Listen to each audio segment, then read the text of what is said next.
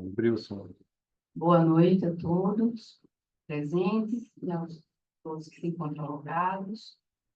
É um grande prazer dar continuidade ao curso de atualização de pediatria, parceria da Soperne com o Preberne. E hoje nós teremos a sexta aula, que tem diarreia aguda e refluxo gastroesofágico, são casos clínicos, com a professora Rosane Gomes. Não está apagado, não. Não começou ainda. Não liberado ainda, eu acho, né? Gastroenterologista pediatra pelo FRN e Universidade Federal de Minas Gerais, doutora em Ciências da Saúde pela UFRN, mestre em Pediatria pela Unifesp, UFRN.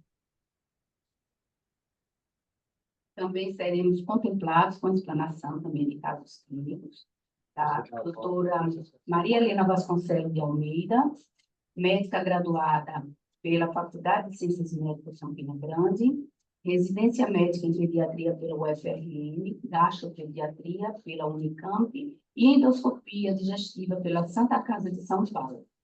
Título de especialista em gastropediatria pela SBP e endoscopia digestiva pela SOBEP. Sejam bem-vindos, agradeço a disponibilidade de ambas. E quem iniciará será a doutora Maria Helena.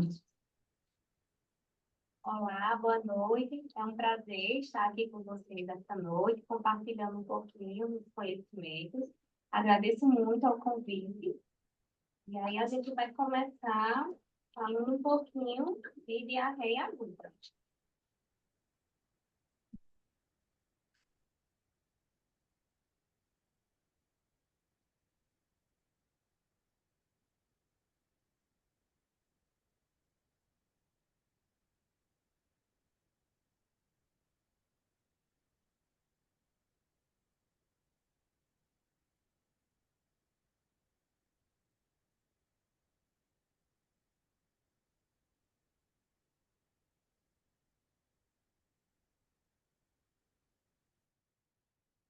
Vamos começar falando sobre diarreia aguda.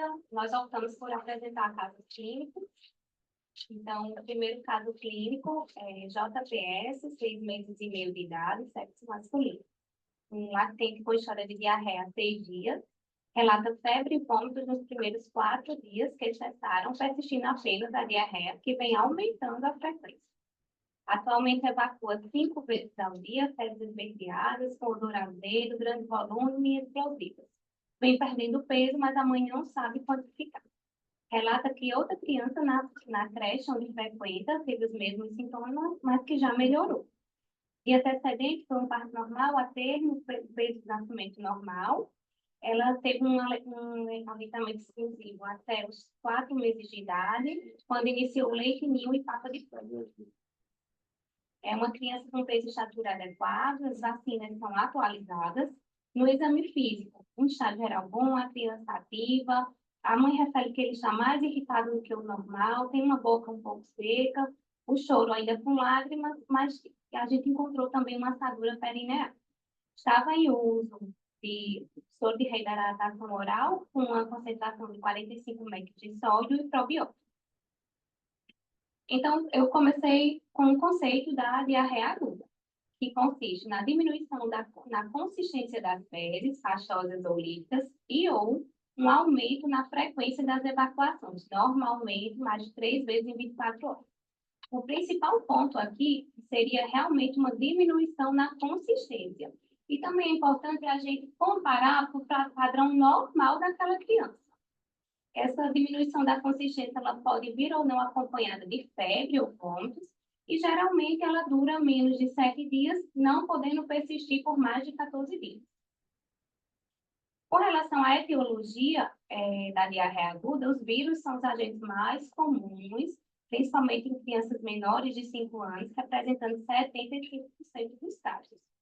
Além dos vírus, nós temos as bactérias, que representam 25% dos casos, e o principal representante delas é a Shigella. Temos também os parasitas, onde o principal é a Giardia, que representa 5% dos casos, e os fungos, que é a Cândida. Quando a gente fala em etiologia viral, a gente pensa, então, etiologia aguda, a gente pensa logo em vírus, né? Que ele causa uma diarreia osmótica. Nessa diarreia, os vírus eles têm um efeito citopático aqui na membrana, no enterócito, causando uma destruição dessa borda em escova. Isso gera uma diminuição da absorção dos disacarídeos, aumentando a osmolaridade na luz intestinal e gerando uma maior eliminação de água e eletrólitos. Então, no nosso caso clínico, nitidamente o nosso paciente ele tem uma diarreia aguda, né? Ele tem uma diminuição da consistência, ele tem uns 5 episódios de evacuações ao dia e é uma diarreia que já está ali bem no limite, já está durando 6 dias. Então, pontos que são importantes da gente perguntar, não pode esquecer, diante de um quadro de diarreia aguda. Tem presença de sangue nessas fezes? Porque aí já nos leva a pensar numa disenteria. A alimentação, houve alguma mudança nessa alimentação que possa justificar, ou até mesmo depois da diarreia, a mãe mudou essa alimentação? Com relação às imunizações, sempre checar o calendário vacinal. Existem outros casos próximos semelhantes? A criança está usando algum medicamento, iniciou, alguns medicamentos também podem causar diarreia, e se houve a perda de peso. Então, no nosso caso, não tinha sangue, não teve mudança de alimentação, nem os medicamentos. A imunização estava atualizada. Tem um outro caso semelhante de uma criança na creche, né, que inclusive já está melhorando, mas a do nosso paciente persiste. E houve sim uma perda de peso, não quantificada, mas houve. E aí esse padrão da perda de peso é importante porque é o parâmetro mais confiável para avaliar a presença e a gravidade da desidratação. Diante de uma perda de peso, a gente pensa sim em um paciente que está perdendo agudamente água e está ficando desidratado. Aqui eu vou iniciar o fluxograma de uma diarreia aguda para a gente saber como manejar esse tipo de paciente. Então, temos sim um quadro de diarreia aguda. A primeira coisa que a gente tem que olhar, né, fizemos aquelas perguntinhas, a gente já vai direcionando o nosso diagnóstico, e aí a gente vai para aqui. Existem sinais de alarme? Por quê? Pacientes que têm sinais de alarme, obrigatoriamente, eles têm que ser tratados em ambiente hospitalar. Paciente que não tem sinal de alarme, é sim, a gente pode tratar ambulatorialmente. Então, quais são esses sinais de alarme? Tem alguma anormalidade neurológica, ou seja, o paciente está torporoso, está hiporreativo, como é que está esse paciente?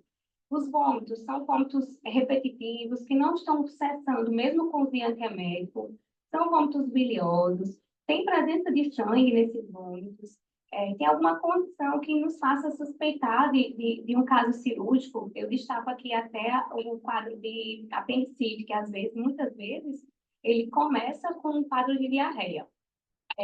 A família tem uma vulnerabilidade social ou uma criança com menos de 2 meses. Então, diante de alguma dessas situações, a gente já tem que definir um tratamento hospitalar.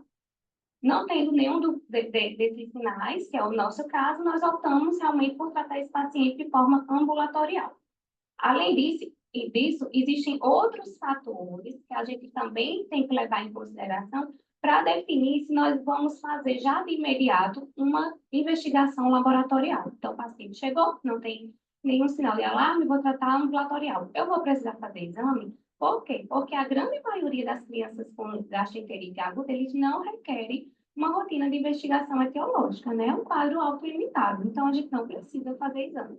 Mas, se esse paciente tem uma disenteria clínica, ou seja, é uma diarreia com sangue ou muco, é uma febre alta, persistente, se a criança viajou para áreas de risco, se tem condição, se a criança tem uma condição aguda, se é um imunocomprometido, ou seja, um paciente com doença de Crohn, é um paciente transplantado, um paciente oncológico, nesse caso, sim, é importante fazer a investigação laboratorial para a gente tentar definir a etiologia dessa diarreia, certo?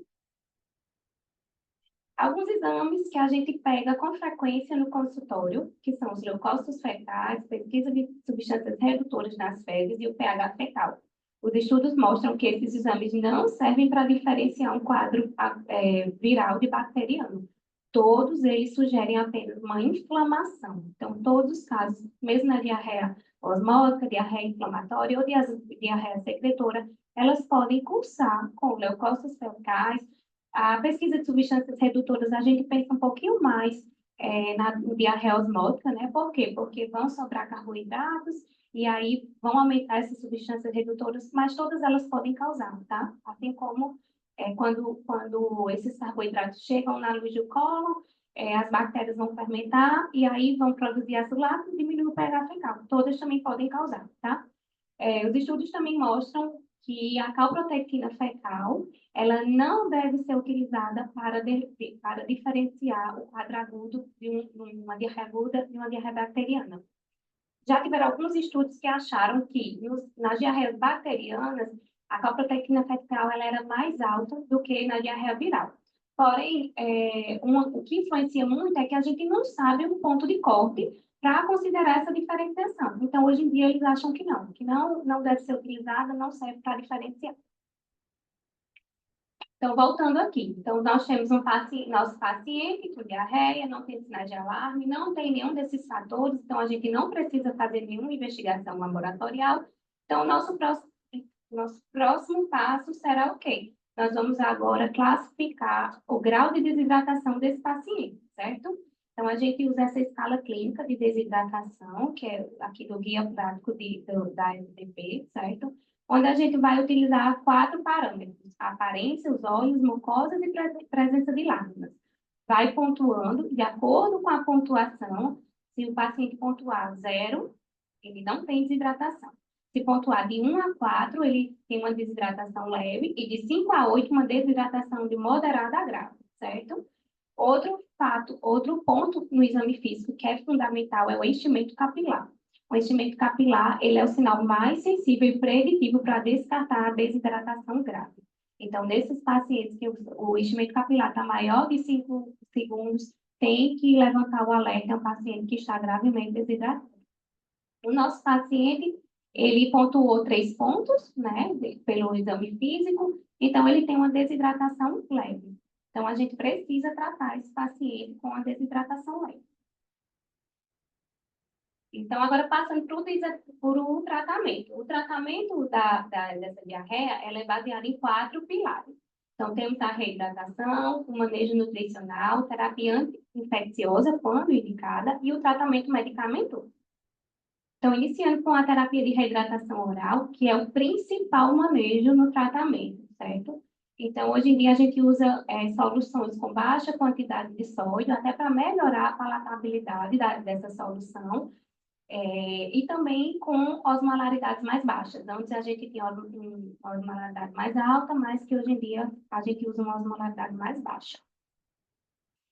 Então, na prática, a gente vai começar aqui o plano A de reidratação, que seria para prevenir essa desidratação, certo? Seria aquele paciente que a gente pontuou como 0, certo? Então, nesses pacientes, a gente vai usar soluções com a menor quantidade de sódio.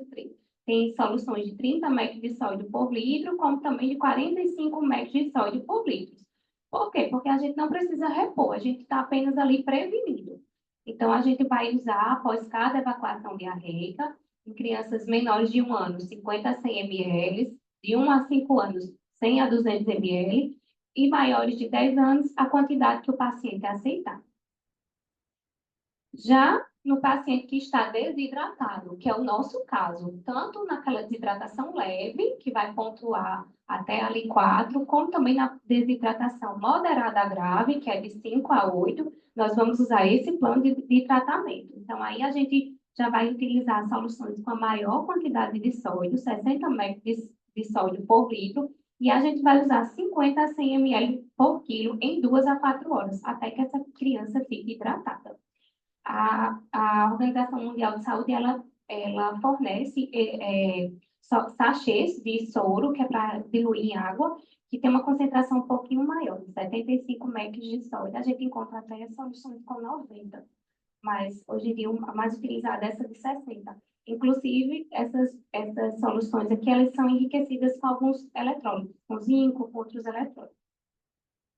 Eu trouxe aqui essa tabelinha que é bem importante. Por quê? Porque muitas mães, elas chegam e dizem, suspender a fórmula, mas eu estou dando Coca-Cola, eu estou dando água de coco, estou dando alguma solução que a criança está aceitando. Então, aqui é uma comparação. para você ver como a Coca-Cola e esse suco de maçã, eles têm muito carboidrato, isso causa o quê? Um aumento da osmolaridade. Então, são soluções hiperosmolares, ou seja, elas podem até piorar a diarreia, comparando com a osmolaridade da nossa fórmula da terapia de reidratação.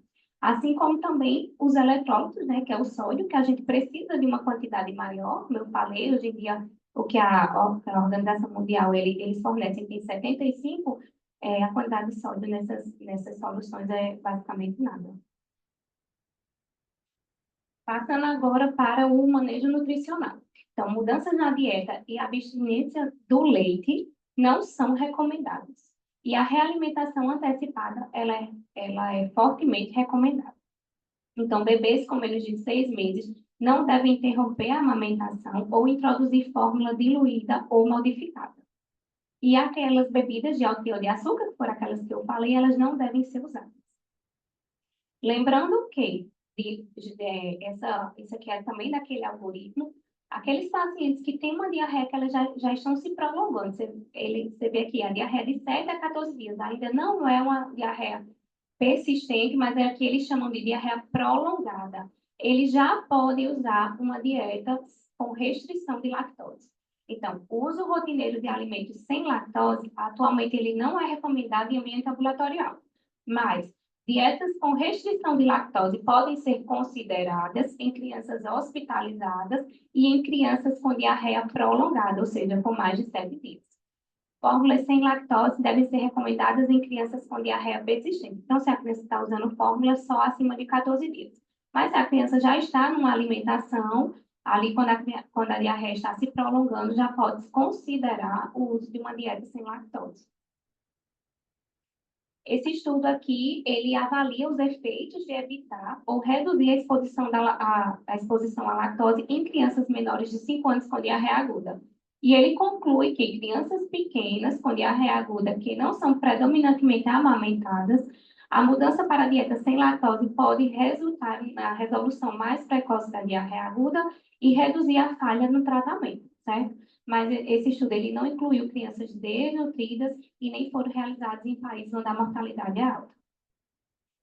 Temos os antissecretores, que é a racecadotrila, né? O mais conhecido é o tiorfan. Ele é usado em diarreia secretora e a gente pensa mais numa diarreia bacteriana, que ele atua no AMP cíclico.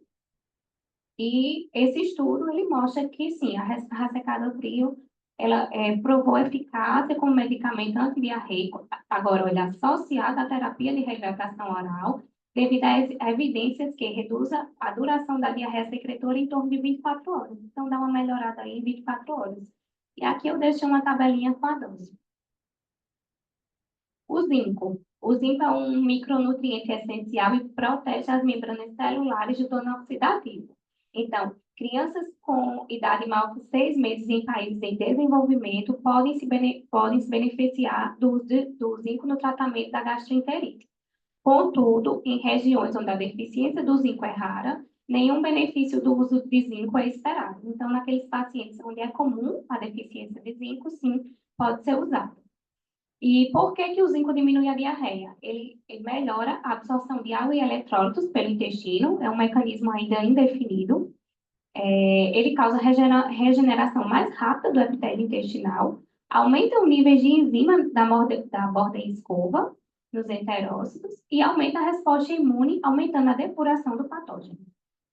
Nós temos duas apresentações, o gluconato e o sulfato de zinco. Lembrando que o sulfato de zinco ele está mais associado a manifestações do sistema gastrointestinais. Então, vômitos, dor abdominal, às vezes a mãe chega e relata que a criança tomou o zinco e vomitou. Então, às vezes a gente consegue diminuir isso com o gluconato de zinco.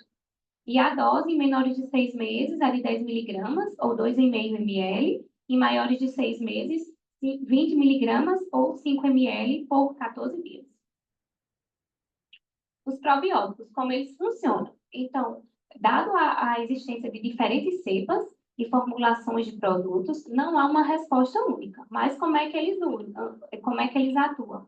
Eles aumentam a competitividade com a bactéria no enterócito, Eles produzem bacterocinas, eles produzem ácidos graxos de cadeia curta, eles produzem.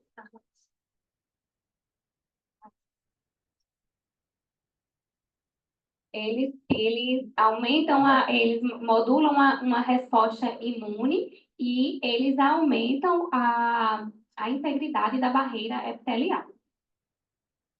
Então, os probióticos em conjunto com a solução de reidratação oral, vocês percebam que sempre é em conjunto com a terapia de reidratação, para você ver como principal manejo essa terapia. São eficazes na redução da duração e intensidade dos sintomas de gastroenterite em crianças. E os mais utilizados, eles são os lactobacillus ruminosos e os Saccharomyces boulardii. Então, eu vou falar aqui por ordem decrescente de recomendação. Então, o mais recomendado são os Saccharomyces boulardii, que é o famoso Floratil, deve ser usado na dose de 250 a 700 miligramas, 750 miligramas por dia. Em segundo, vem os lactobacillus ruminosos, o LGG. Temos aqui o Futurelle e o Bifilac G-Flora. São 10 milhões por dia, por 5 a 7 dias. No caso do sachê, que é o que a gente usa em criança, seriam 2 sachês por dia, e o Bifilac também 2 sachês por dia.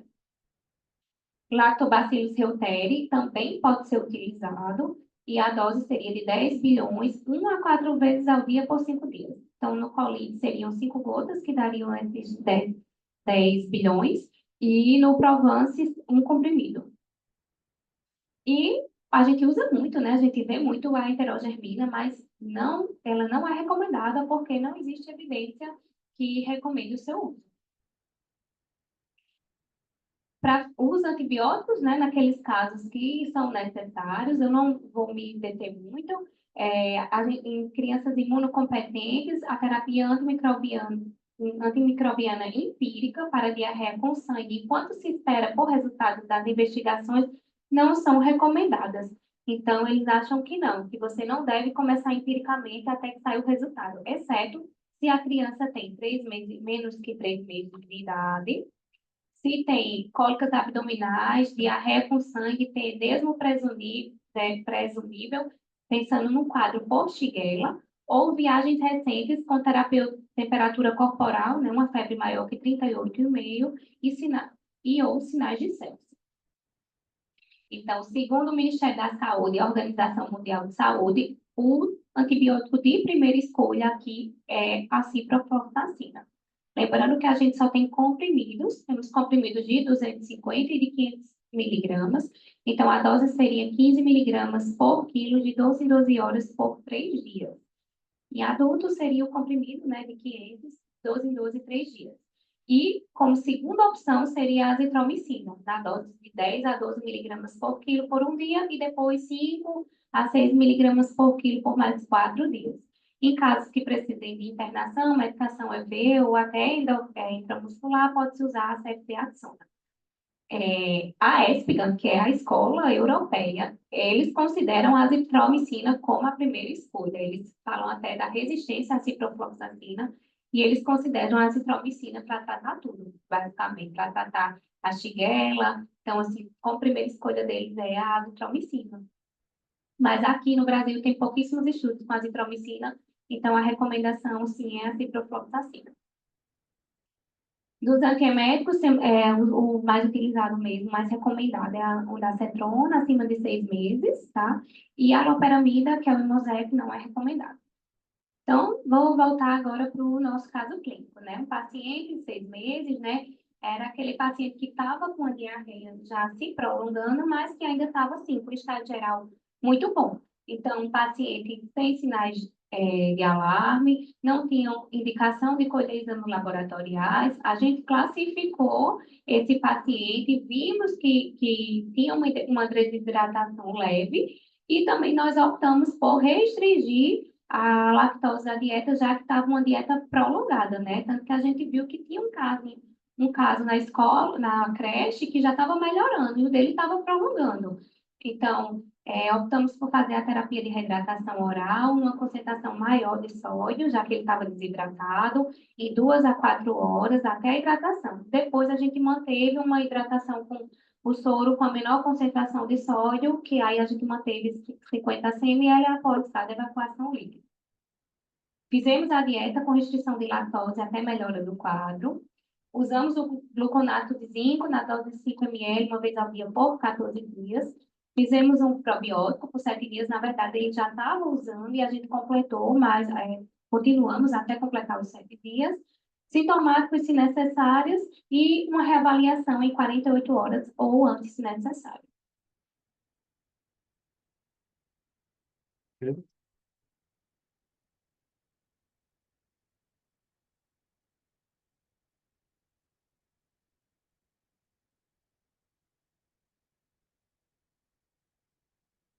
Boa noite. Vou dar início à minha apresentação. Mas, primeiro, eu quero agradecer o convite, mais uma vez, da Sociedade de Pediatria, para estar participando dessa edição de atualização de pediatria. E é com muita satisfação que eu estou aqui abordando esses dois temas de aguda e refluxo, numa metodologia diferente, que é a apresentação de casos clínicos, a apresentação e discussão de casos clínicos. E é um prazer também para mim estar ao lado assim, de uma colega, Helena, que vem trazendo toda a sua experiência com relação a esses temas, que são temas muito importantes na pediatria, bastante comuns em consultórios, em pronto-socorro, sobretudo a diarreia aguda. Então,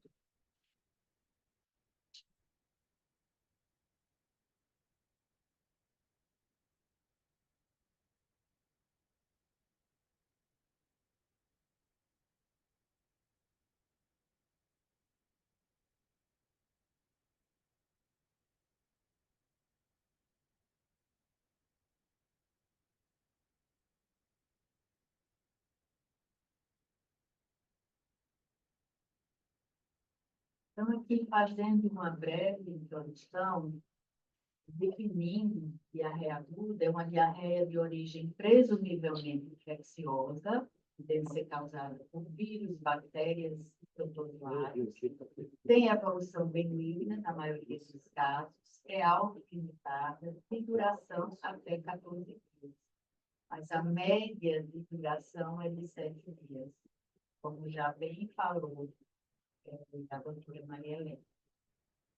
A morbidade por diarreia aguda está em declínio no mundo, mas ainda é motivo de muita preocupação no Brasil, pela ampla diversidade socioeconômica e cultural da população.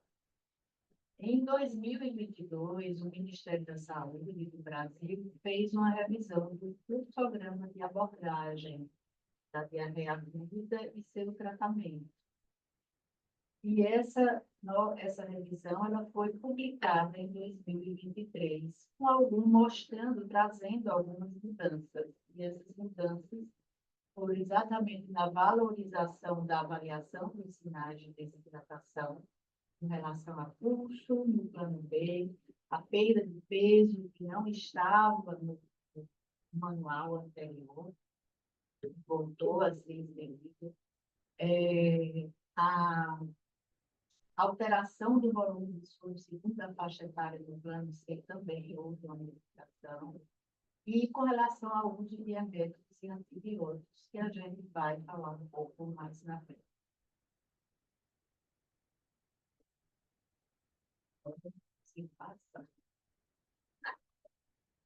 Então, vamos iniciar o caso.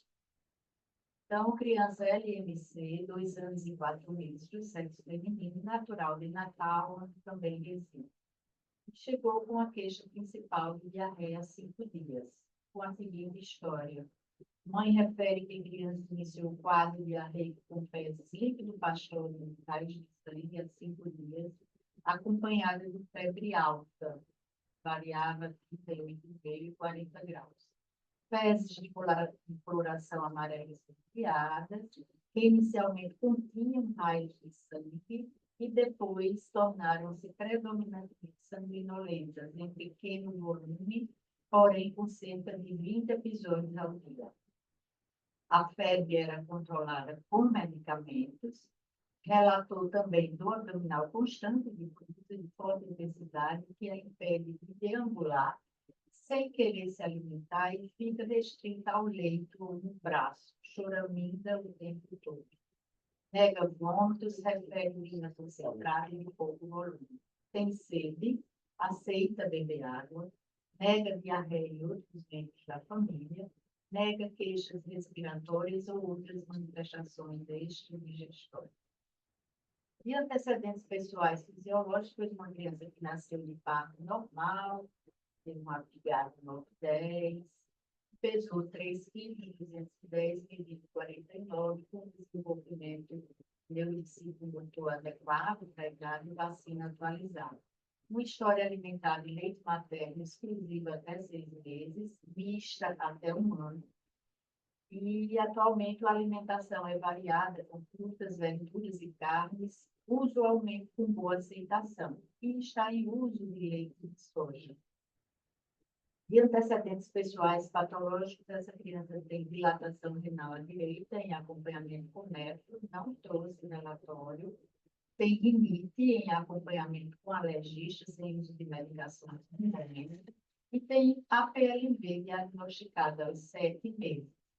Nega internações e cirurgias. E antecedentes familiares, mãe 40 anos, saudável, porém teve asma na infância, pai 42 anos, tem limite, e tem um irmão de 5 anos que é saudável. E hábitos de vida, mora em casa de alvenaria, 5 cômodos, com os pais e irmão de 5 anos, como eu, saneamento básico completo, de água filtrada, possui um cachorro como animal de estimação, faz trabalho, o paciente frequenta creche pela manhã.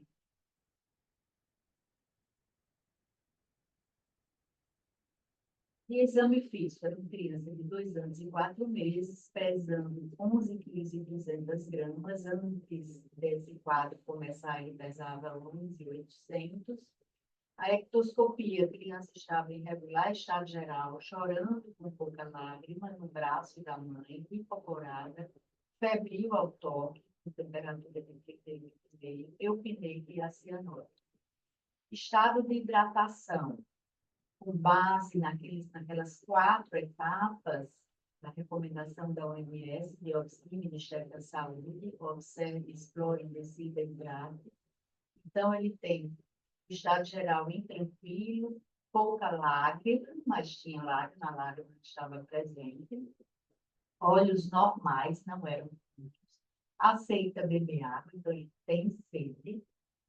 Boca e língua levemente secas, sinal da prega desaparece rapidamente, pulso cheio, com perda de peso de 6%.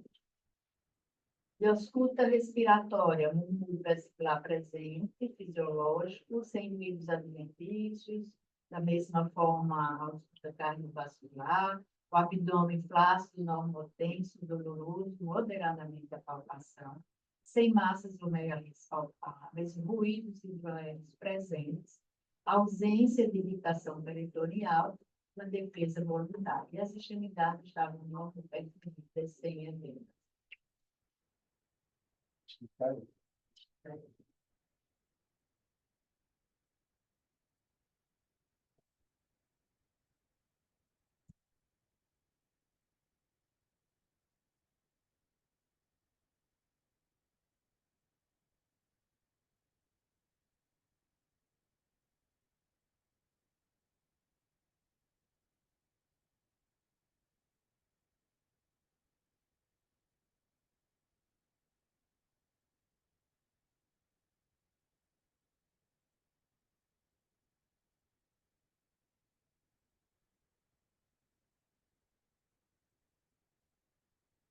Dando continuidade, houve um pequeno probleminha aqui, mas fácil resolução. E agora, vamos elaborar o raciocínio para esse caso. Então, é uma diarreia que tem duração de 5 dias, que evolui com febre do abdominal, perda do apetite, sem vômitos e estado geral comprometido. Características das fezes, que é muito importante entender a característica dessas fezes para que a gente possa ter ideia do provável agente que pode estar cometendo aquele intestino. Então, pela característica das fezes, as fezes são líquido-pastosas, de pouco volume, alta frequência, com raios de sangue, seguido de mais sangue. Essas características das fezes já direciona para que o raciocínio a gente tenha a conclusão de que é uma diarreia de cólon. Então, provavelmente causada por um agente invasor, provocando sangue nas fezes, um processo inflamatório ali no cólon. E os agentes invasores são os seguintes: a Escherichia coli enteroinvasiva, a Shigella, a Escherichia coli enterohemorrágica, a Campylobacter, a Salmonella, a Yersinia enterocolítica e até a Quintamoeba estolífica. Então, são esses os agentes invasores que devemos ter em nossa mente para elaborar o raciocínio. O estado de hidratação, essa criança tem 4 sinais de desidratação e tem 5% de perda de peso. E tem sinais de alerta, como a febre, uma evolução com febre, com dor abdominal, com queda do estado geral, fezes com sangue e sinais de desidratação. Essa desidratação é o plano B.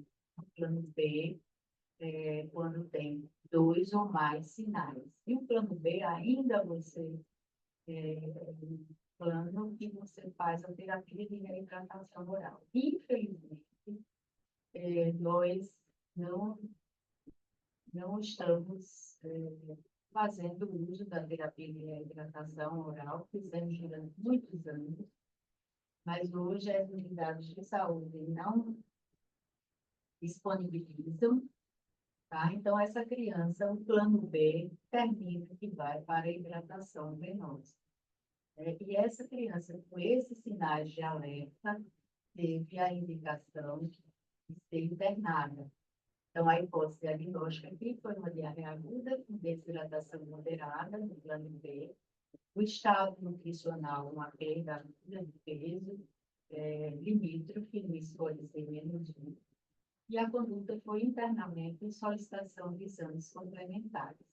Os exames laboratoriais, os eletrólitos, foram normais, sódio, potássio, cloro, o cálcio um pouco baixo, 8,5 miligramas, e magnésio normal. O hemograma, uma leucocitose, 14.400 linfócitos, com granulações tóxicas e vacuolização uma cruz, com predomínio de segmentados. Um PCR de 20, buscando realmente tem um processo inflamatório importante, transaminases normais, parasitológicos dessas 3 amostras e uma coprocultura.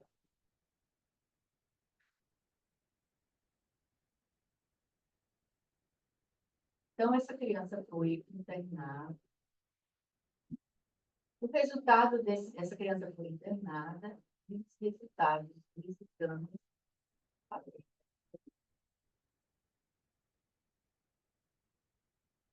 Sim, o resultado desses exames, a conclusão, seria uma leucocitose com granulações tóxicas, PCR positiva, cálcio baixo, e a coprocultura ainda não foi solicitada, o resultado demora, né, para que a gente não deve se esperar resultado de coprocultura para iniciar o tratamento. Então, esse caso é de uma...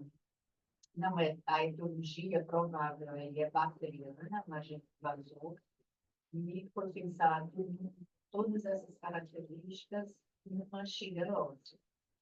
Então, essa criança começou com tratamento no plano B, a anterior não foi realizada, ela entrou com a hidratação venosa, com necessidades normais, seguindo a, a fórmula de Roldensiga, mais reposição de perdas. Foi feita a dieta adequada à idade, não há mudança de dieta na diarreia infantil, mantendo a soja como fonte de leite, só que foi passado para uma forma de soja que essa criança usava não era proteína isolada de soja. Foi iniciado ceftriaxone, V, pelas condições da criança, nessa dose de 100 miligramas por quilo, por 5 dias.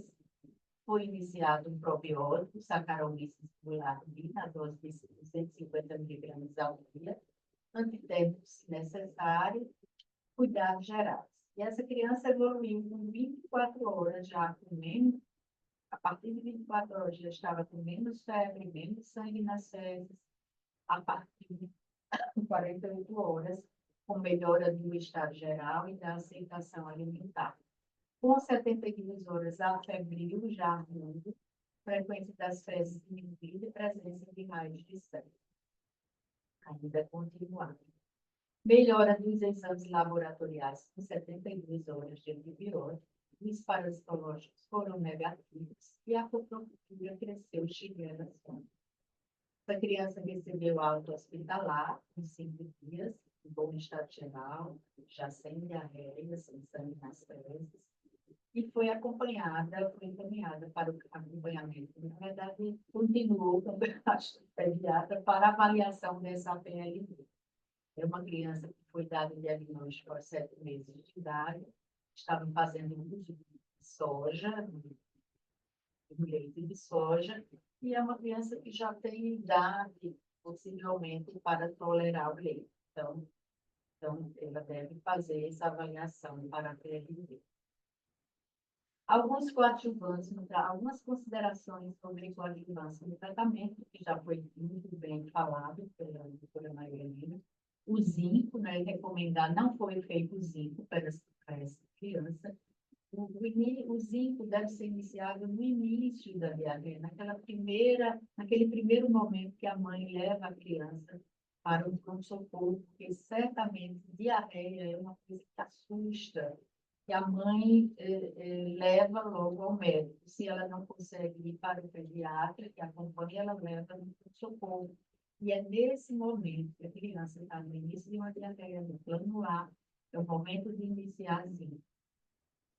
A racecadrofila é um antissecretor, né, que está comprovada a redução das perdas e da duração da diarreia.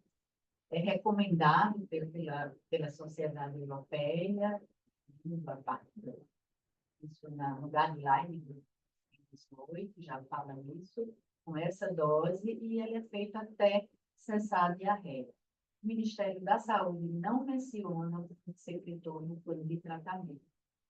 E para este paciente não foi feito racecadrofila, porque essa diarreia não havia provavelmente mecanismo secretor e ele ainda estava com 5 dias de diarreia. O probiótico foi feito para essa criança, foi o Saccharomyces boulardii. Essas são cepas específicas, então o que se recomenda na guideline da Sociedade Europeia de 2023, se recomenda 3 cepas e uma mistura de 2 cepas para o tratamento, como coadjuvante do tratamento na diarreia aguda. Especificamente o Saccharomyces boulardii CN, CM e 745, o Rhamnosus GG, com essa numeração, Eutere, essa numeração, e essa mistura de cepas do Rhamnosus com Eutere. Os demais não são recomendados para tratamento coadjuvante da diarreia aguda. Os antieméticos, em caso de vômitos persistentes, e mais indicado seria um da centrona, tá? O Ministério da Saúde não recomenda o uso de antieméticos, acreditando que o tratamento da desidratação já melhoraria os vômitos. mas a ESPGAN recomenda, pode ser usado. Os antipiréticos e os antibióticos, eles têm a sua indicação precisa. A maioria dos casos de diarreia é viral, então não tem por que fazer antibiótico logo de cara. E existem indicações precisas, como a diarreia com sangue, comprometimento do estado geral, a cólera grave e os muitos deprimentos. Então, como foi o caso dessa criança que tinha comprometimento do estado geral e diarreia com sangue. E teve que ser internado, porque uma avaliação de tratamento ambulatorial aqui não seria adequada.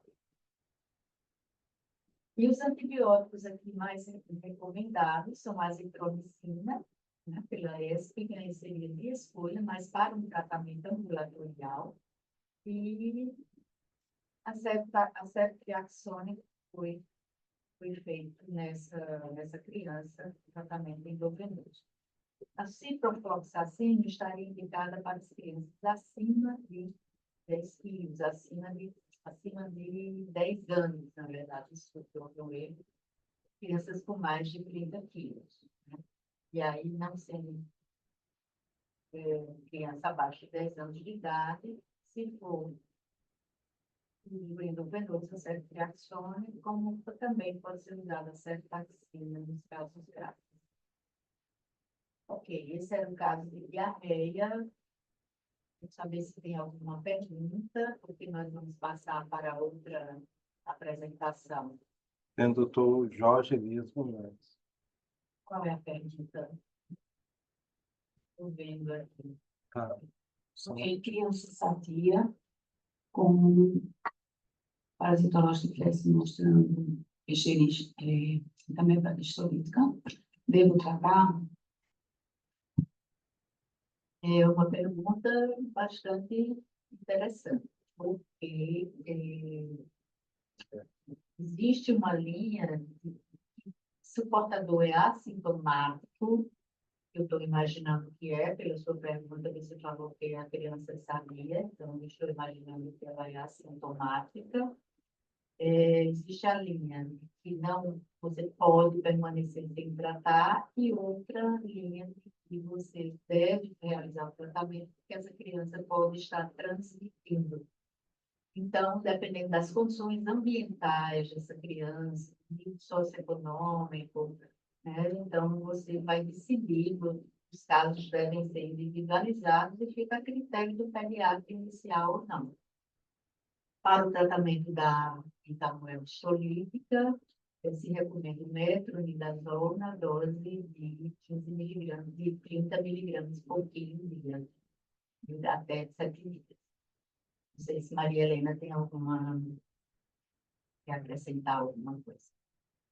Não, é exatamente isso. Não tem uma recomendação formal, né, para o que deve ou não. Vai do bom senso. Eu, particularmente, sempre trato.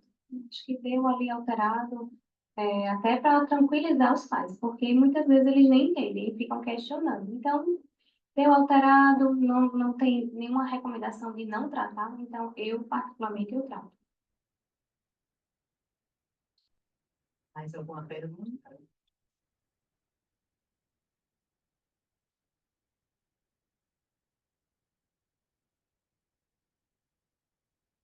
Então, vamos passar para apresentar casos de refluxo gastroesofágico. Uma pequena introdução aqui, trazendo a definição do refluxo, que seria a passagem do conteúdo gástrico ou do duodeno gástrico para o esôfago, com ou sem regurgitações e ou vômito. O esfíncter inferior do esôfago, ele tem um papel fundamental na fisiopatogenia do refluxo, né? Ele faz parte da barreira anti-refluxo, juntamente com outras estruturas anatômicas, e qualquer desequilíbrio entre mecanismo de defesa e mecanismo de agressão repercute no esfíncter esofagiano inferior, e ele passa a apresentar relaxamentos transitórios sem relação com a deglutição. E é isso que que está envolvido na fisiopatogenia do refluxo, além de fatores ambientais, como tabagismo, existe também uma tendência a se acreditar que haja uma suscetibilidade genética.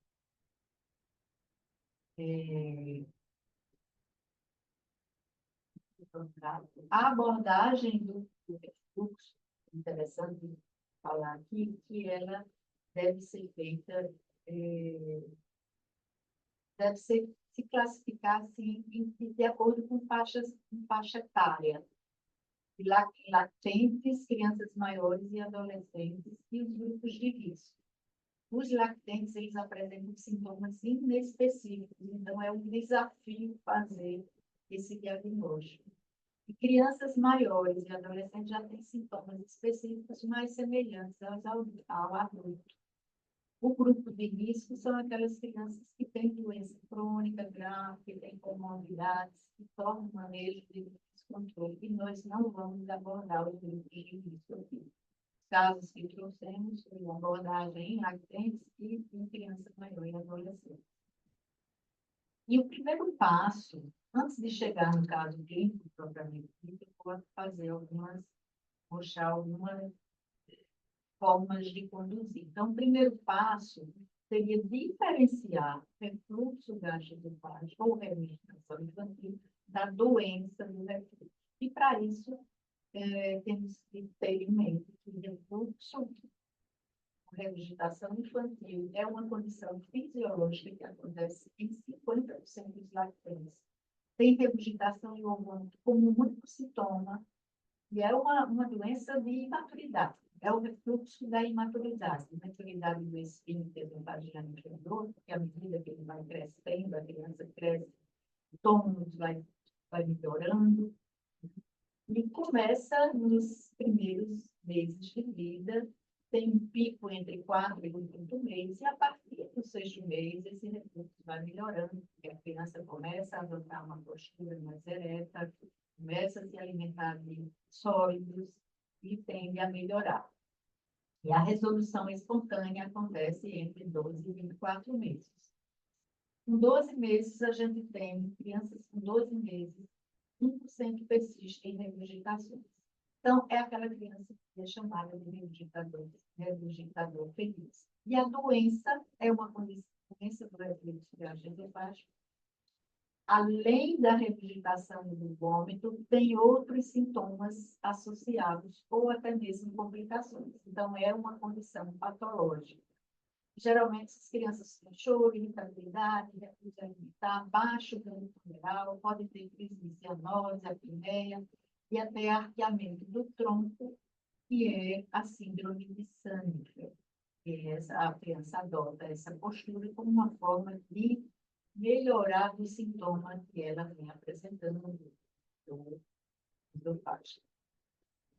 E sinais de alerta, esses sinais de alerta seriam a doença do refluxo secundária a alguma outra doença, e que nós não vamos estar abordando muito isso aqui. Mas, dentre essas outras doenças, eu quero falar da APLV, porque os sintomas do refluxo gastroesofágico, eles são muito inespecíficos na faixa etária de lactente. Então, a APLV, eles contemplam, crianças com APLV contemplam os mesmos sintomas de quem tem refluxo. Então, o choro, a irritabilidade, a cólica, a ansiedade dos pais, a recusa de alimentos, déficit de crescimento. Então, são sintomas muito semelhantes e você realmente fica sem saber se aquilo é uma doença de refluxo secundária, uma APLV, ou se é uma doença de refluxo primário. E aqui também vale lembrar a prevalência de doenças, distúrbios gastrointestinais funcionais, que são muito comuns. Tá? Então, desde a regurgitação, que está aqui em primeiro lugar, a cólica lactente, a disquesia do lactente, tudo isso é causa de choro, de irritabilidade na criança. Então, isso faz a gente ter em mente que nem todo choro é uma tradução verbal de esofagite e de refluxo, porque existem inúmeras causas que podem fazer a criança chorar, se irritar, né? Recusar alimentação, etc. O segundo passo seria avaliar a necessidade de exames complementares. O refluxo fisiológico não requer nenhuma investigação para o diagnóstico. E para a doença do refluxo, existe um arsenal propedêutico muito vasto. E a gente tem que saber selecionar o exame adequado ao seu objetivo, porque nenhum desses exames são considerados padrão ouro para o diagnóstico. E não existe nenhum sozinho que responda a todas as suas, que preencha todas as suas dúvidas. Então, esses exames têm suas particularidades e limitações, e sempre lembrar que tem que selecionar o exame adequado. Mostrando rapidamente aqui esses exames, raio-x contrastado de esôfago, estômago do duodeno, ultrassonografia, são para descartar anormalidades anatômicas, a cintilografia gastroesofágica para avaliar o esvaziamento gástrico ou broncoaspiração, e aí você tem que fazer imagens tardias para avaliar a broncoaspiração, a endoscopia digestiva alta para avaliar complicações e não para fazer o diagnóstico do refluxo, sim suas complicações. A pH-metria de 24 horas tem a sua indicação. Ela correlaciona refluxo com as posições adotadas, com a repressão, com os sintomas, mede a frequência e duração dos episódios de refluxo. Então, tem a sua indicação. E a impedanciometria, que hoje é o exame que está sendo mais valorizado, principalmente quando associada à pH-metria, porque a pH-metria de 24 horas ela só avalia refluxo ácido, enquanto que a impedância ela avalia refluxo não ácido, e qualquer tipo de material destruído, seja fluido, seja sólido, seja ar. Então, hoje, só que isso só existe em grandes centros, nós não temos aqui esses exames como pH-metria, já fizemos aqui no departamento de pediatria, mas hoje não se faz mais. E o terceiro passo é indicar o tratamento, que existe o conservador, farmacológico e cirúrgico. O tratamento conservador tanto deve ser feito para crianças com refluxo gastroesofágico, como também para doença, aqueles que têm doença. E o mais importante no refluxo gastroesofágico fisiológico é tranquilizar os pais de orientações gerais, como posição supina para dormir, né? Não se pode fazer posição prona, nem os decúbitos laterais, nem elevar cabeceiros. Estudos controlados hoje têm mostrado que não tem nenhuma melhora do refluxo e, muito pelo contrário, predispõe à síndrome de morte súbita. Posição vertical após as mamadas, então essas crianças devem ficar 20 a 30 minutos em pezinho, a mãe segurando ela em pezinho até arrotar. Fracionar a dieta, volume e frequência, usar fórmulas anti-regurgitação, que são fórmulas espessantes, e evitar chocolate, café, álcool, cigarro. Pode ser que alguém, o pai ou mãe, sejam fumantes e essa criança é fumante passivo, né? Então, essa é a posição fina que essas crianças devem adotar. E o terceiro passo é o tratamento farmacológico, né? Nós temos também um arsenal aí, medicamentos. E os inibidores de pompa de prótons são considerados de primeira linha, inclusive podem ser usados como teste empírico de supressão ácida para crianças maiores e adolescentes. Os inibidores H2 que estávamos sem, e a fluoxetina trouxe de volta o inibidor H2 para a nossa prática diária. E eles têm resultados, os estudos em pediatria com a fluoxetina ainda são poucos, mas o que se tem evidenciado que um efeito bem semelhante ao inibidor de bomba de próton, que cabe ao pediatra decidir que vai ser melhor lembrando que ele tem uma formulação em solução oral. Os antiácidos, alginatos, citoprotetores, procinéticos, as evidências não são suficientes para eles serem usados no tratamento da doença. Então, depois desse conhecimento aqui lembrado para vocês, vamos para o caso clínico. Então, a história clínica é o JMS, sexo masculino, 3 meses de idade, tem regurgitações frequentes desde a primeira semana de vida e pioraram a partir do segundo mês. Está em amamentação exclusiva. É um bebê chorão, se cala quando mama e, por isso, vai muito ao peito, regurgitando toda vez que mama. Ganha peso bem, apesar do choro, não é uma criança irritada, até risonha, que não parece estar doente. Tem sono tranquilo durante o dia e à noite acorda muitas vezes e vai sempre ao peito. Evacuações pastosas, urina bem, estava em uso de domperidona há um mês.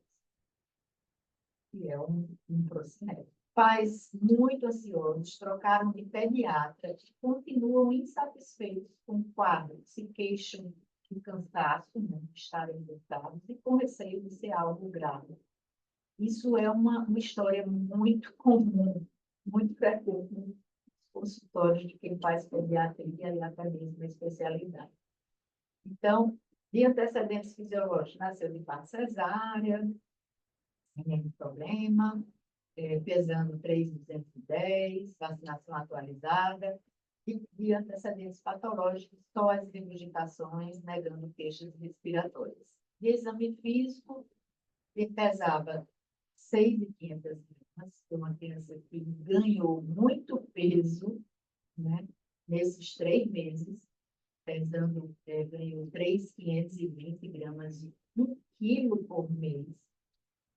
Um bom estado geral, risonha, corada, hidratada, chorou durante o exame e apresentou regurgitações.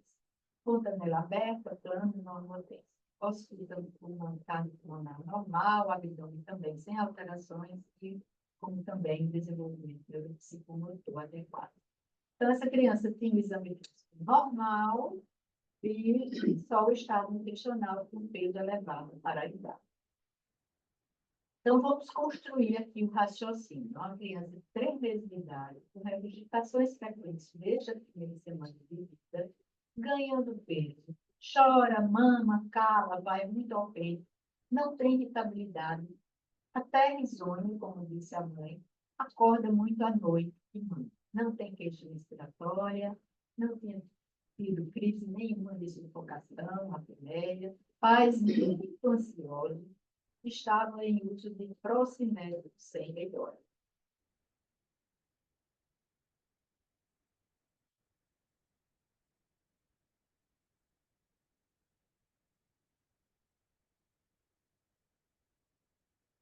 Então, não é uma criança que não tem sinais de alerta. E tudo indica, toda a evolução dessa criança traz para uma hipótese diagnóstica de refluxo gastroesofágico fisiológico e provavelmente essa criança tem um overfeeding, ela mama demais e é o tempo todo. É claro que essa criança está num período em que o leite materno é oferecido sob demanda. Mas a mãe, de tão ansiosa para calar, fazer calar a criança, era direto no peito. Chora, mama, cala. Então, essa criança provavelmente tinha o overfeeding que fez ela ganhar peso de forma mais do que o habitual. E o refluxo fisiológico não requer nenhuma abordagem propedêutica. Então, a conduta aqui foi só o tratamento convencional, de tranquilizar os pais, que é de fundamental importância. Nós temos que abraçar essa família, dar suporte, apoiar, esclarecer o caso e a evolução do refluxo na infância, que é de total benignidade, transitoriedade, é uma coisa que ela vai ficar boa. Isso tem que passar essa confiança para os pais. Fracionar a dieta, uma criança com leite materno exclusivo. Como é que a gente vai fracionar? A gente tem que determinar um horário de amamentar. leite materno, aqui foi colocado para ser de 3 em 3 horas, é uma criança que já está com quase 4 meses, né? E a mãe ficou meio angustiada com isso, porque era toda hora mamando, mas explicando com muito esclarecendo como poderia ser a evolução. Após as mamadas, manter a criança em posição vertical por 30 minutos, posição supina para dormir, trazer a criança para o bercinho dela, porque ela dormia na cama, evitar o bebê conforto, porque termina que essas crianças ficam com uma posição semi-sentada ou sentada, e isso favorece o refluxo, pelo aumento da pressão intra-abdominal. Suspender a medicação, o procimétrico, porque o emprego de medicamentos não está indicado no refluxo gastroesofágico fisiológico. Eu sei que a ansiedade dos pais deixa o bebê ansioso, pressiona, aliás, pressiona o médico e termina que ele faz o que o pai quer, né? Que os pais desejam. Mas mesmo sabendo que não está indicado, mas aqui eu reforço que é só uma questão de esclarecimento, passar muita confiança para que esses pais se sintam abraçados. Então, houve o retorno dessa criança com 1 semana, os pais já estavam mais tranquilos, criança ainda estava foram filmadas, mas em menor frequência e menos chorosa. Com 15 dias, ela estava já dormindo no berço, pais mais confiantes, as regurgitações estavam presentes e não havia perda de peso. Então, é explicar que essa regurgitação, essa criança está entrando no pico das regurgitações, que é entre 4º e 5º mês, e a partir dos 6 meses que vai passar a melhorar e que ela vai ficar boa. Essa é a evolução do refluxo gastroesofágico fisiológico. Tem um outro casinho aqui, tem hora,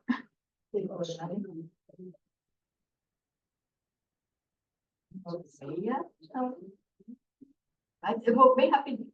Então, uma criança de 5 meses, com regurgitações após mamadas, desde os 3 dias, evoluiu com piora, passou a ter golfadas em relação com mamadas, pouco volume às versões. Há poucos dias apresentou um episódio de sufocação, tem sono inquieto, relato de 2 episódios de infecção respiratória com sibilância, ganha pouco peso, irritação significativa, algumas vezes mama, solta o peito e chora dobrando o pescoço, introduziu fórmula L no início do 5º mês, e os pais resolveram procurar o gastro-pediatra. Então, você vê que é uma história completamente diferente daquela outra que tinha refluxo fisiológico. Então, essa criança tem refluxo, tem reabilitação, às vezes vômitos, e tem sinais e sintomas associados. No exame físico, estava irritada, o exame não colaborou, regurgitou, tinha um peso de 6.200, que estava no Z-score -1, como também o comprimento, elaborando raciocínio. Uma criança que tem refluxo associado a sinais e sintomas e tem uma presença de que eu considerei um sinal de alerta para pensar em outras doenças. Foram os episódios de sibilância, mas deixei estando embaixo. Então, a hipótese foi doença do refluxo primário ou secundário. Conduta, evitar o overfeeding, já estava ok, fórmula L já estava ok, e o que foi feito foi o reforço das orientações gerais e sobre o manejo a ser iniciado. Pedi um raio-x de esofagistoma duodeno para descartar anormalidades anatômicas, que foi normal, e suspendi a proteína do leite de vaca da mãe e da criança por 2 semanas. Mas ela teve uma evolução sem melhora e foi retornado leite de vaca para ambas. E fiz o teste com inibidor H2 por 4 semanas.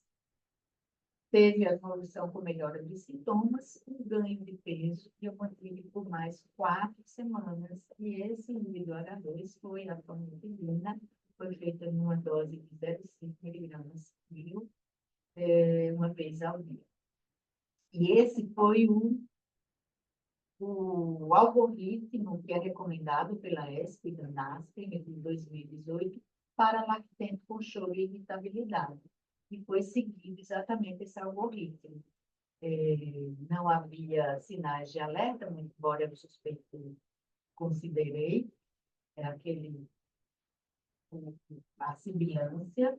Eu cheguei até a pensar em uma fibrose cística, em pedir o teste, mas não avancei nisso. Então, foi feito o teste terapêutico para a PRV, não melhorou. E aqui, como a criança já estava com gastro, eu considerei aqui a possibilidade de fazer a supressão ácida com o inibidor H2, e eu tive um resultado satisfatório. Essa criança está assintomática e o tratamento concluído. Passando agora para a Maria Helena apresentar o caso dele.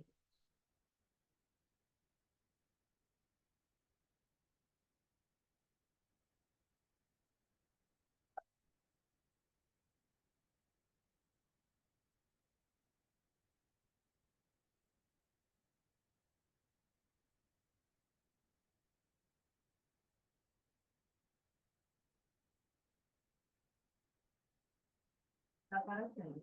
Para mim está aparecendo.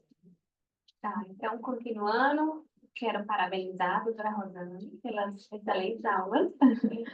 É até difícil falar, né, depois, mas vamos lá.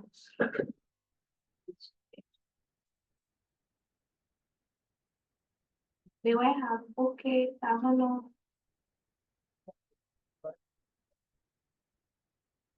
Eu não escolhi o slide.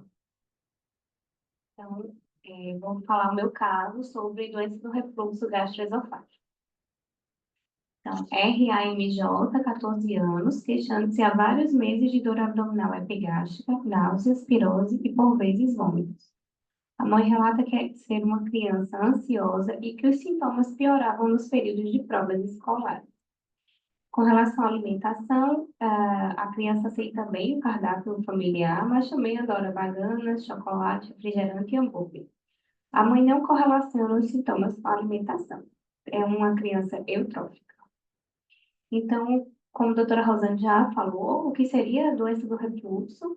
É o refluxo patológico com manifestações gastrointestinais e ou extraintestinais. Então, é aquele refluxo que está associado a algum sintoma ou complicação. O refluxo ele se manifesta de forma diferente nas diferentes faixas etárias, também já foi abordada. Lembrando só que no lactente a gente pensa numa doença benigna, autolimitada, é aquela doença que ela vai melhorar com a idade e com a maturação da criança. Já na criança maior e no adolescente, tende a ter um curso muito mais crônico e muito mais semelhante ao do adulto. Então, quais seriam os sintomas que nos fariam pensar realmente em doença do refluxo e não naquele refluxo fisiológico? No lactente também já foi dito, é um baixo ganho ponderal, vômitos recorrentes, recusa alimentar, uma apneia, uma bradicardia. Na criança maior e no adolescente, seria a pirose, a regurgitação, náusea matinal, desconforto abdominal, eructação excessiva, dor retroesternal e vômitos recorrentes. Que o nosso paciente tinha, né? Ele tem sintomas, é uma criança, uma adolescente já que tem os sintomas típicos da doença do refluxo. Ele tinha pirose, náusea dele não era matinal, mas tinha uma náusea e náusea e um desconforto abdominal bem sugestivo que o dele era epigástrico.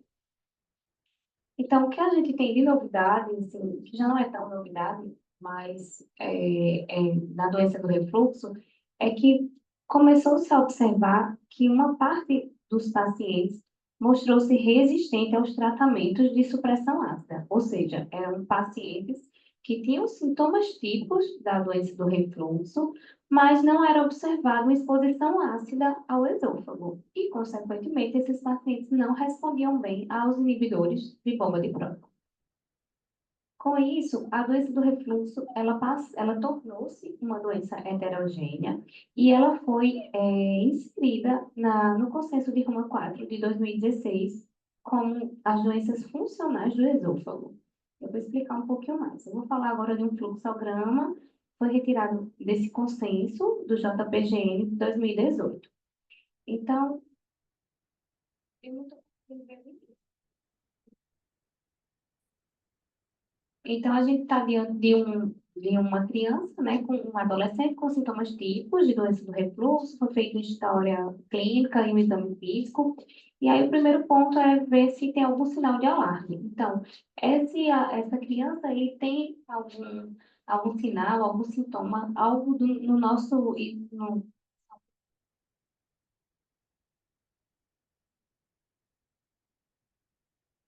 então, essa criança, ela tem algum sinal, algum sintoma, alguma comorbidade que nos faça pensar em algo, que nos faça ligar um alerta, né? Pensar em algo cirúrgico. Se sim, então aí a gente vai investigar e tratar adequadamente. Se não, a gente vai começar o tratamento que se inicia com a mudança do estilo de vida e uma educação dietética. Então, aqui entraria o quê? O fracionamento das refeições, então a gente evita refeições muito volumosas, preferindo fracionar essas refeições, evitar deitar imediatamente após comer, evitar líquido durante as refeições, e naqueles pacientes que não conseguem de forma alguma se alimentar sem líquido, a gente tenta restringir a quantidade, né, o volume.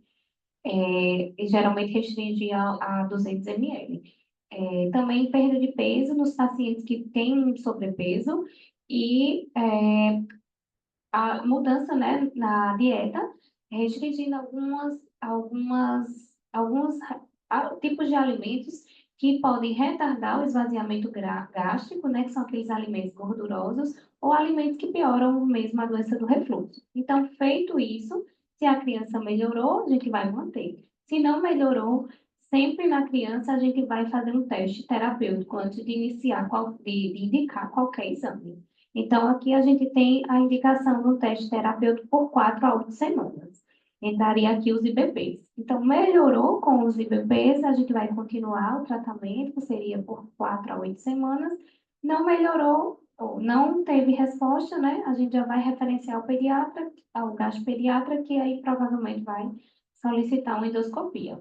Naqueles pacientes também que têm uma resposta aos inibidores de bomba de prótons, mas que, quando você suspende a medicação a uma recorrência dos sintomas, também volta para cá, então deve ser encaminhado para o gastropediatra, que também vai fazer uma endoscopia. Então, lembrando o nosso paciente, ele era um paciente, um adolescente com sintomas típicos, não tinha sinais de alarme, e aí de cara a gente indicou uma educação dietética, mudança do estilo de vida, mas a gente já associou o tratamento também com o IBP. Então, a gente associou, a gente fez o ESI, 40 miligramas, e sim, o paciente teve uma melhora importante. Porém, quando a gente começou o desmame, ao fim, né, das 8 semanas, foi feito um desmame do IBP, e aí o paciente teve uma recorrência dos sintomas. E aí a gente chegou aqui, né? O paciente melhorou, teve recorrência dos sintomas. Vamos então agora partir para a endoscopia. Fazendo a endoscopia, a gente divide a doença do refluxo em dois fenótipos. Então, existe a doença do refluxo erosiva, ou seja, é aquele paciente que a gente faz a doença do refluxo e a gente vai encontrar essas erosões aqui, ó. Isso aqui é tudo erosão, certo? São as chamadas esofagites, que são classificadas pela classificação de Los Angeles. Então, entrou, viu essa alteração, doença erosiva. Ou a gente pode entrar e encontrar uma mucosa completamente normal, caracterizando uma doença não erosiva, que nesse caso é chamada de NERD. Então, estamos aqui.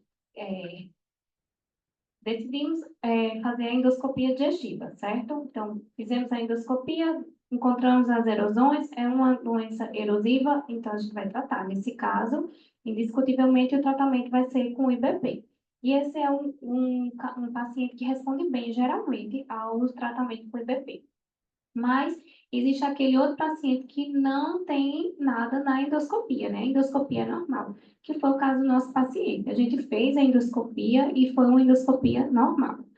E aí, qual seria o próximo passo? Então, o próximo passo, diante de uma endoscopia normal, seria fazer uma pH-metria ou uma impedanciometria, não seria aqui, tá? Eu vou explicar um pouquinho como funciona essa pH-metria, que aí vai facilitar o nosso entendimento do restante do fluxograma. Então, a pH-metria, na pH-metria, essa é uma foto ilustrativa, né, até de um adulto, A criança ela vai ficar com uma sondinha aqui por 24 horas. A gente posiciona, tem 2 eletrodos, geralmente um proximal e um distal. A gente vai posicionar esses eletrodos, tá? Faz um raio-x, confirma a posição, tá tudo ok, tá pronto para ir para casa. Só que aí ele vai para casa, a criança, com a sondinha conectada num aparelhozinho, como esse aqui, certo? Então, para que funciona isso aqui? Porque todas as vezes que a criança tiver sintoma, que a criança mudar de posição, ou que a criança fosse alimentar, ela vai registrar. Esse aparelhinho vai registrar de acordo com o horário. Então, digamos, às 14 horas a criança teve dor epigástica, ela vai registrar às 14 horas. Às 15 horas teve um episódio de vômito, às 15 horas. E aí, quando a gente vai fazer o laudo da pH-metria, aqui em cima vão sair, a gente anota, antes, quando a gente vai cadastrar o paciente no computador, a gente anota todos esses dados que o paciente vai nos passar. A gente descarrega o aparelhinho e anota todos esses dados. E aí, aqui, a gente consegue relacionar, correlacionar. Por exemplo, aqui foi um pico de refluxo ácido. Então, aqui a gente consegue relacionar. Nesse pico de refluxo ácido, a criança estava como? Estava sentada, estava deitada? Ele relatou, coincidiu com o relato dele, que ele disse, por exemplo, que ele tinha relatado que às 14 horas ele tinha tido dor epigástica. Às 14 horas teve também um pico ácido, isso a gente consegue ver na pH-metria. Então, o paciente fez a endoscopia, foi uma endoscopia normal, ele fez a pH-metria e ele tem uma pH-metria alterada, certo? Então, aí estamos diante de um paciente com doença do refluxo não erosiva, certo?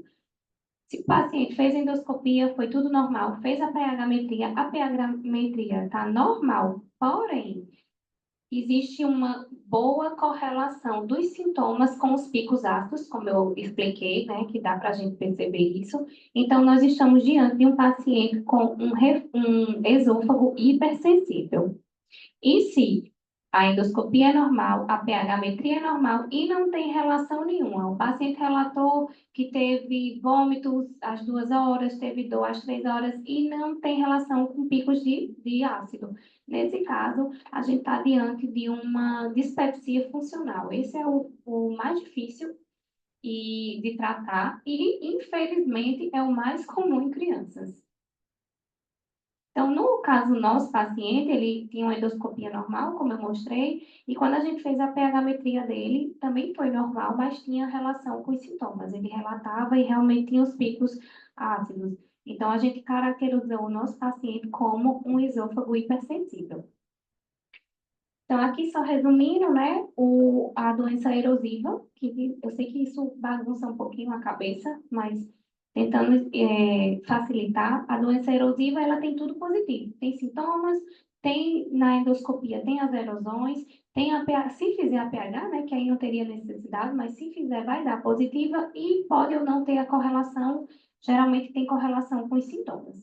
A doença não erosiva, o paciente tem sintomas, mas a endoscopia é normal e tem uma pH-metria alterada, podendo ou não ter relação com sintomas. Já no esôfago hipersensível, tem os sintomas, os exames são normais de endoscopia e de pH-metria, mas existe aquela correlação dos sintomas com os picos ácidos. E a dispepsia funcional, que é o mais difícil, né? As doenças funcionais que sempre não tem nenhum exame que possa diagnosticar, cai aqui nessa dispepsia funcional. O paciente tem queixas, mas não tem nada alterado nos exames. E aí, vocês podem perguntar, mas por que fazer tudo isso, né? Por que fazer essa pH-metria para quem tão longe, né? E por que esses pacientes também sentem essa dor? Se eles não, muitas vezes, eles nem têm relação do pico ácido com o sintoma, por que seria que eles sentem esse desconforto? Então, eles acreditam que é um mecanismo multifatorial, eles acham que o ácido tem um papel menos importante nesses casos, que aí a qualidade do material refluído seria mais um refluxo fracamente ácido ou não ácido, mas que, mesmo assim, eles alterariam a integridade da mucosa, teriam uma sensibilização central e periférica à dor, então isso é muito variável de acordo com o paciente, essa hipersensibilidade visceral, E também estariam presentes os fatores psicológicos que modulam e potencializam a percepção da dor. Então, existem também fatores genéticos nesses casos, certo? E aí entraria o papel do eixo cérebro-intestino. Então, existe aquela família que todos eles têm um eixo cérebro-intestino desorganizado, né? E estudando esse eixo cérebro-intestino, eles perceberam que os fatores psicológicos e cognitivos podem participar no aumento da dor e que tratamentos dirigidos ao sistema nervoso central, era aqui que eu queria chegar. Tratamentos dirigidos ao sistema nervoso central e periférico podem ser úteis. Então, por que que é importante a gente chegar realmente ao diagnóstico que o paciente tem? Vocês poderiam perguntar, mas todos não são tratados com IBP? Por que diferenciar entre o NERD, entre o esôfago hipersensível e entre a dispepsia funcional? Não, porque nesses casos de esôfago hipersensível e dispepsia funcional, entra aqui, que o tratamento dirigido ao sistema nervoso central, ou seja, tratamento com neuromoduladores, poderiam funcionar, certo? Então, aqui no esôfago hipersensível, a primeira escolha ainda é o IBP, mas pode-se lançar mão dos neuromoduladores. E na dispepsia funcional ou azia funcional, os neuromoduladores, eles entram com um papel principal no tratamento. Então, dos IBPs, só relembrando, né, a gente tem vários tipos de IBPs, mas todos eles só existem comprimidos, e o ideal é que a gente use os comprimidos que são feitos propriamente para serem dissolvidos. Na pediatria, a gente pode usar o Losec Mux, o Nexium, o Ezio, né, que os dois são o esomeprazol, e o Dexlant, que é o deslanzoprazol, tá? Lembrando que o único que tem 10 na formulação de 10 miligramas é o Losec Mux, que ajuda bastante criança pequenininha, e o Dexlant tem de 30 e 60 miligramas.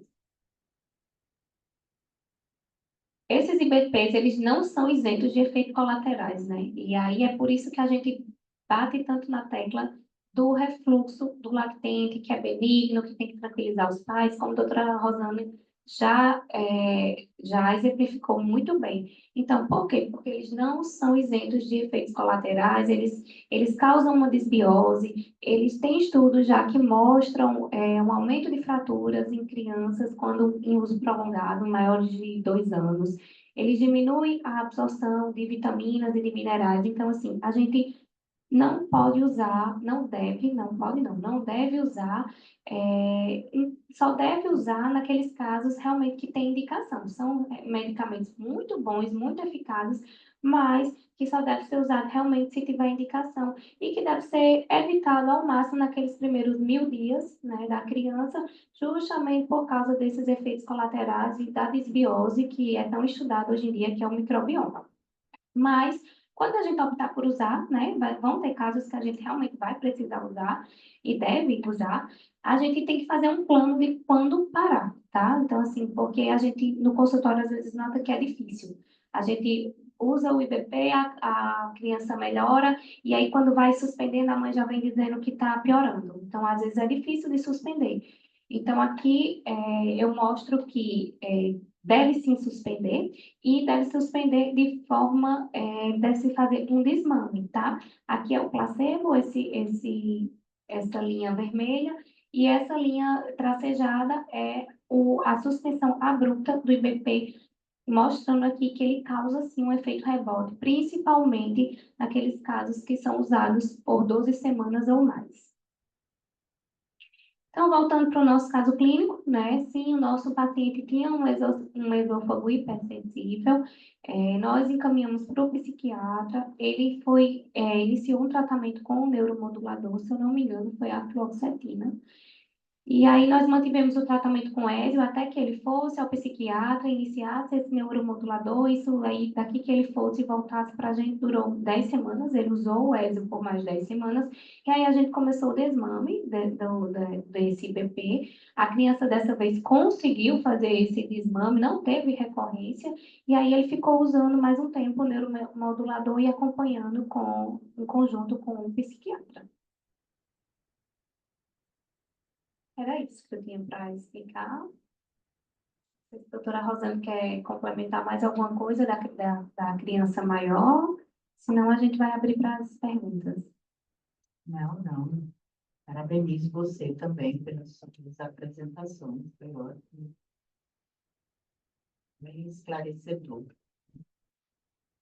E eu quero só fazer uma colocação aqui sobre o recém-nascido, né? Que, assim, eu tenho um grande número de pacientes, geralmente vem com puericultura em torno do quinto, sétimo dia, né, para avaliação. E o que é que eu vejo que muitos têm, como você falou, assim, os pais ficam ansiosos, né? E se for de primeira vez, mais ainda.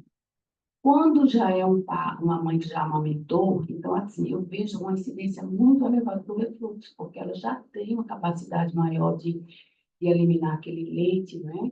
E termina amamentando a criança de forma totalmente, assim, além do que ele precisa. Então, elas acham que é pouco tempo que ele está ali, na verdade, aquele estômago é bem pequenininho, né?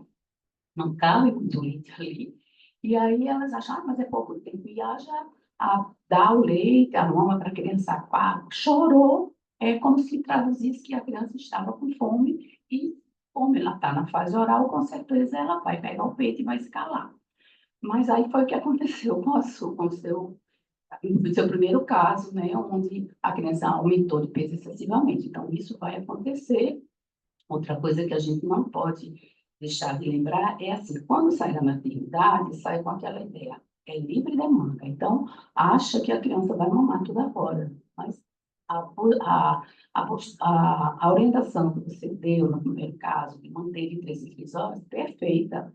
Não é? A criança precisa dormir, ela está numa multiplicação de neurônios aceleradíssima até o terceiro mês, né? Vai crescer 6 centímetros de crânio, mais ou menos, nesse período, e ele precisa precisa ter aquele sono restaurador, vai dormir em torno de 16 a 18 horas no dia. Então, se a gente ficar dando de tanto comida, a criança não vai ter, né, aquele desenvolvimento que se esperaria. E também, quando chega do terceiro para o quarto, ele já vai diminuir de 3 em 3 para 4 em 4 horas. Então, nesse período, as mães também continuam nos 3 em 3, então, tome refluxo, né? Então, eu achei, assim, excelente a apresentação de vocês, eu acho que foi bem esclarecedora, quero parabenizá-las. E, se alguém tiver mais alguma pergunta, coloque no chat. Só queria responder agora, porque Kátia mostrou e respondeu, obrigada, Kátia, mas só quero acrescentar a essa pessoa que fez a pergunta Jorge, se a criança tinha pneumonia no primeiro caso, no segundo caso de refluxo. Ele tinha história pregressa de 2 episódios de sibilância, né? Mas no momento que chegou para mim, não havia queixas respiratórias.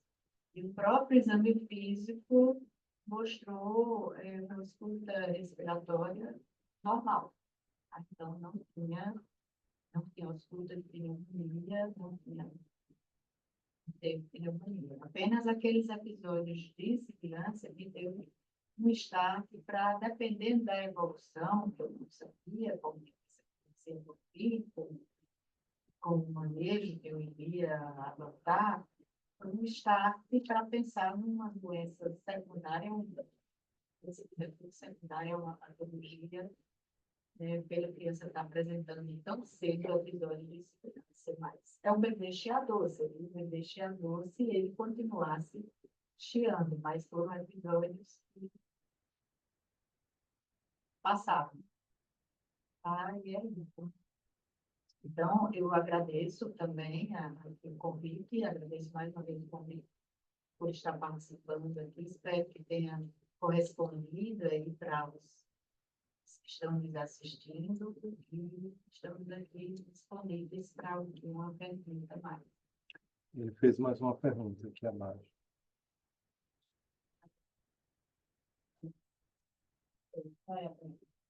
Quando indicado, os procinéticos devem manter-se por quanto tempo? Bom, o procinético, na verdade, a gente já comentou aqui, que as evidências não são suficientes para que você indique o procinético, né? o tratamento da criança que tem, nem para o refluxo fisiológico, né? Que teve um caso que veio com a domperidona e foi suspensa. E para os casos de doença do refluxo, tem outras medicações que são consideradas de primeira linha. E, portanto, por que associar o procinético? O procinético, ele acelera o esvaziamento gástrico e tal, mas as evidências não apoiam que ele deve ser recomendado de rotina, tá? E você me perguntou por quanto tempo faria. Então, a gente não deve fazer, porque não tem eficácia, né?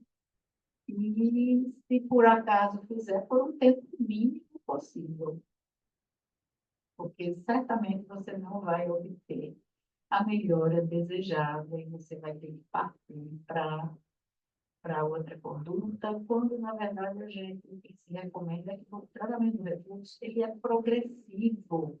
Você vai começando do passo a passo, você vai fracionar a dieta, evitar o overfeeding, fracionar a dieta, as orientações gerais de posição, de postura, de alimentos. E esse é o passo a passo, tá? E sempre ter apoiado, dar suporte à família, porque isso é o mais importante, porque os pais são muito ansiosos. Imagina ter um filho que está toda hora regurgitando e trocando roupa e tal.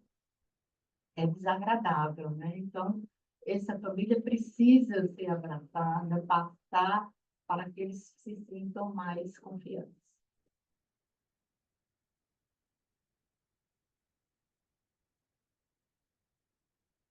É bem comum a gente pegar, né, criança que já vem usando as duas medicações, né? A domperidona, que é o mais famoso dos procinéticos.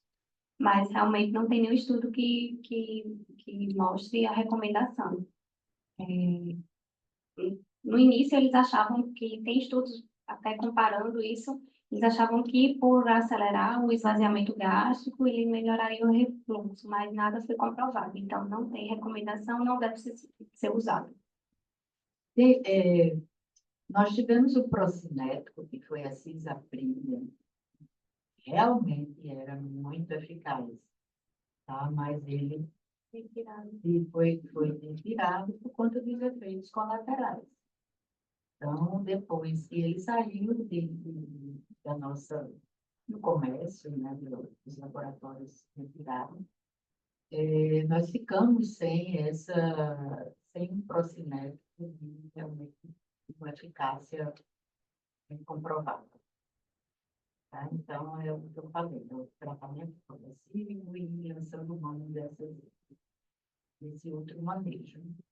E que os IBPs, e agora com a volta do inibidor H2, existe a formulação em solução oral, que facilita muito para a gente, né? E que os resultados, a eficácia é semelhante em alguns estudos, mas que precisa ainda de mais estudos na área de pediatria. Bem, já não tem mais nenhuma pergunta. Agradecer mais uma vez aos palestrantes, ao pessoal aqui do apoio, sim, e aproveitar para convidar para a próxima aula, que será no dia 8 de outubro, cardiopatias congênitas mais prevalentes, casos clínicos, com Dr. Raimundo Francisco de Amorim Júnior e Renato Fernandes Marins. Até lá, se Deus quiser. Boa noite a todos. Obrigada, Cássia. Boa noite.